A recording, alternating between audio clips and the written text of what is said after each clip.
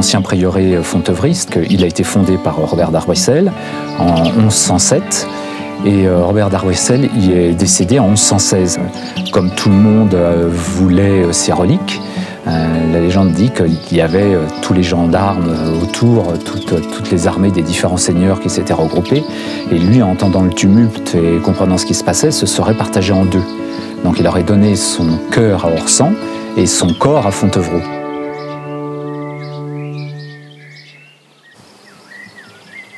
L'achat s'est fait en 1991 et c'était une ruine, c'était une ferme. Donc en fait, moi, mon grand souci en tant qu'architecte, c'est que je n'avais jamais ce que j'imaginais être un bon client, un bon maître d'ouvrage. Donc à un moment, je me suis dit, au lieu de toujours grommeler dans mon coin, je vais changer ma casquette d'architecte, je vais devenir le client en essayant d'aller jusqu'au bout d'une idée. C'est-à-dire qu'au départ du jardin, il y avait 3 poiriers et un vieux buis. C'était la seule végétation qui existait dans le jardin. Et puis on a passé le premier été. Et l'été dans le Berry, c'est très très chaud. Il peut y avoir vraiment des journées caniculaires. Moi je me suis dit, on va y laisser la peau. Donc on va se planter un arbre pour avoir au moins un peu d'ombre au milieu de cette cour.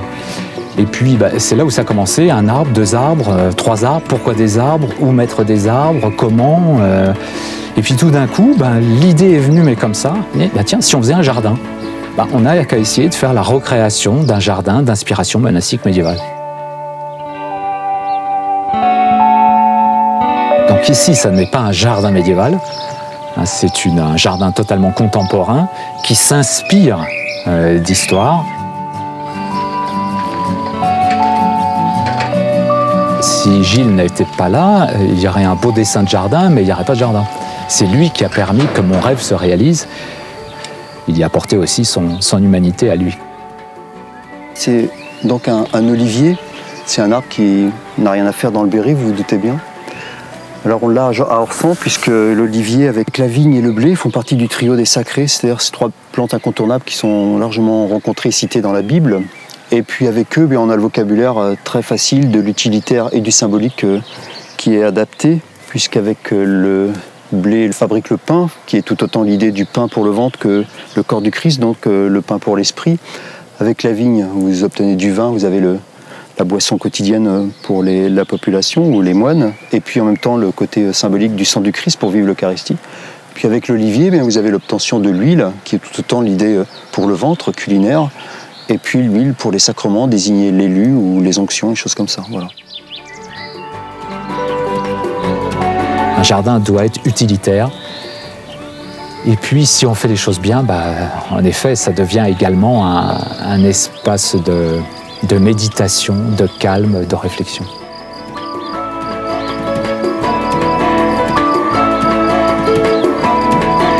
Les jardins sont composés de 12 clos, qui sont des jardins donc à la fois symboliques et utilitaires.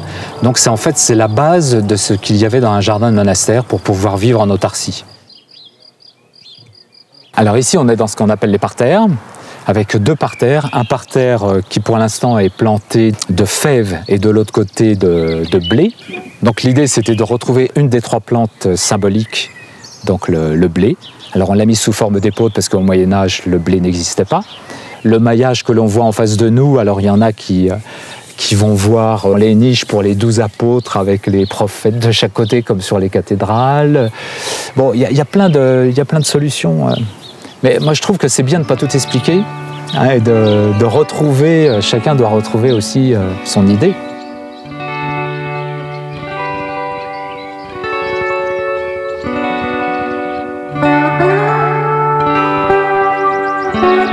Ça, c'est pas important, parce que là, c'est très important. L'articulation entre les choses fait qu'on donne une signification, on donne un usage à chaque élément.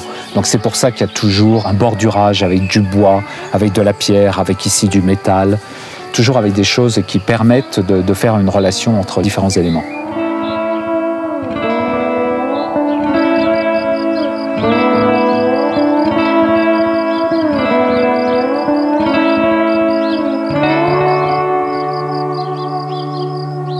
Il y a le cloître en général, qui est donc la reproduction du paradis perdu.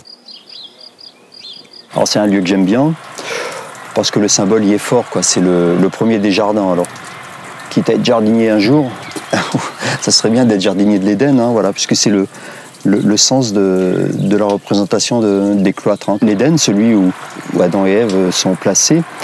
Et au centre des cloîtres, vous avez toujours une pièce d'eau, on l'entend derrière nous. Là, c'est la version symbolique, c'est ce que l'on voit de représenter sur les enluminures.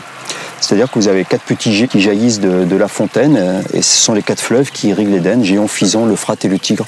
Qu'est-ce qu'on a mis à l'intérieur du cloître qui n'y est pas normalement? C'est la vigne, hein, puisqu'elle est normalement à l'extérieur, bien sûr. Et vous remarquerez de la façon dont elle est travaillée, là aussi, ce sont des imageries médiévales, des enluminures qui nous montrent ces scènes-là où on a quelqu'un qui taille la vigne sur des palissades de bois. C'est ce que nous avons retenu pour monter le vignoble d'Orsan. Donc la roseraie, ce sont les jardins de Marie. On part de l'idée que la rose, la violette et le lys de la Madone sont les 3 fleurs symboliques de la Vierge. Et puis le jardin tel qu'il est fait, avec les portes et les fenêtres en ogive, c'est une inspiration d'une enluminure. On a plusieurs potagers. Alors on a le potager surélevé qui est fait avec des plessis dans lequel on a toute une collection de courges. Alors ça, on les utilise pour faire 9 jardinières remplies de potirons, citrouilles, muscade de Provence, marina di Chioggia.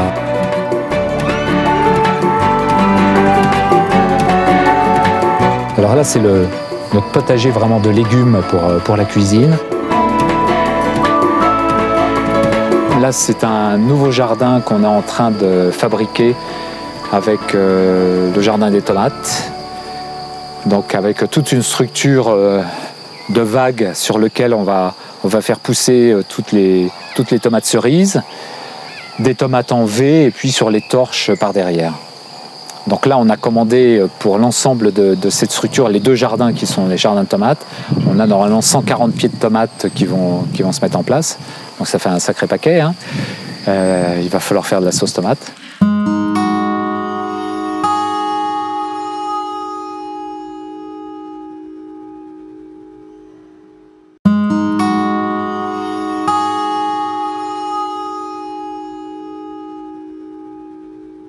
Alors pourquoi on appelle ça donc également le jardin des simples? Parce qu'en médecine populaire, on utilise simplement d'une plante sa fleur, sa feuille, sa racine ou son fruit, et que donc le contraire est le remède composé qui demande plusieurs ingrédients et une composition un petit peu particulière et complexe. Donc de ce fait, les plantes médicinales sont devenues des simples. C'est pour ça que l'on parle du jardin des simples.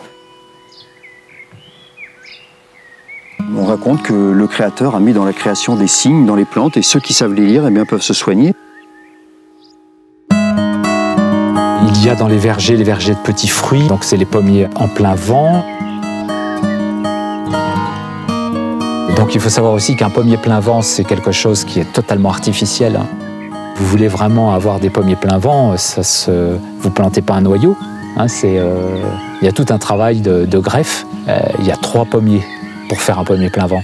Vous avez un pommier qui fait les racines, une greffe, un pommier pour faire le tronc, une greffe, et un pommier pour faire les fruits au-dessus.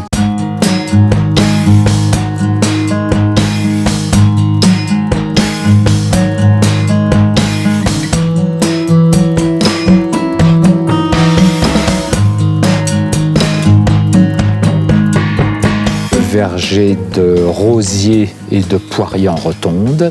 C'est basé sur le cercle dans le carré, avec le cercle qui est formé d'une rotonde donc de bois tressé sur lequel on a palissé des poiriers. Alors c'est Duchesse d'Angoulême, Curé, André Desportes, qui sont des très vieilles variétés.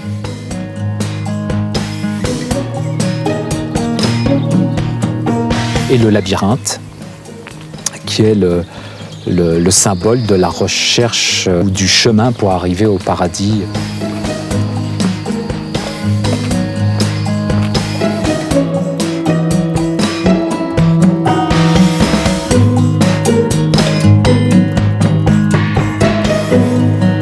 Donc ça, ce sont les différents jardins qui composent Orsan et qui se prolongent après par des promenades dans la propriété, et qui se prolonge également par des prés fleuris.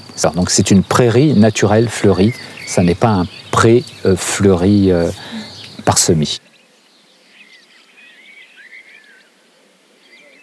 Quel que soit l'endroit où je suis dans le jardin, je peux changer tout le jardin. Si je me mets à un certain endroit, je vais me retrouver dans l'axe de l'autre jardin, je vais pouvoir changer mes accès, je vais changer mes perspectives. Comme j'ai prévu que les haies permettaient d'avoir des fenêtres, en fait, la structure de jardin permet de changer toute la structure d'entrée et de sortie, si l'on veut. Le jardin tel qu'on le voit à l'heure actuelle, c'est un jardin qui coûte, suivant les années, suivant les investissements qu'on peut faire pour changer des arbres, des bois ou autres, c'est entre 130 et 150 000 euros annuels d'entretien. À l'origine, le projet, c'était pour moi. Le problème, c'est quand on a commencé à faire le jardin, on s'est très vite rendu compte qu'un jardin, ce sont des jardiniers. Les jardiniers, il faut les payer. Comme on n'a pas d'argent, il faut ouvrir au public. C'est-à-dire que l'idée, c'est quand même de partager. Je veux dire, on a une expérience qui est unique dans ce qu'on peut faire. Donc, c'est de pouvoir partager cette expérience pour pas qu'elle se perde. Déjà, puis c'est quand même plus intéressant de faire les choses pour quelqu'un que pour soi-même et de tourner en rond. Vous retrouvez toujours dans des cas, dans des pièges, quoi. C'est-à-dire avec des gens qui en connaissent beaucoup plus que vous sur des tas de domaines. Donc en fait, c'est ça qui est fabuleux. La visite, c'est donner quelque chose, c'est donner du rêve, c'est donner des impressions, c'est donner de l'émotion. Puis d'un autre côté, c'est apprendre. Un être humain, est-ce qu'il est plus intéressant à 2 mois, à 2 ans, à 20 ans, à 50 ans ? Il y a chaque fois quelque chose qui est intéressant, c'est un autre centre d'intérêt. Donc le jardin, c'est la même chose. Et donc, c'est intéressant tout le temps.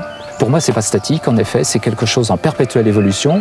Depuis maintenant, on va dire, 18 ans que le jardin a été commencé, il y a des choses qui ont disparu, des choses qui sont arrivées. C'est comme nous, il y a des cicatrices, il y a des opérations, il y a des fractures.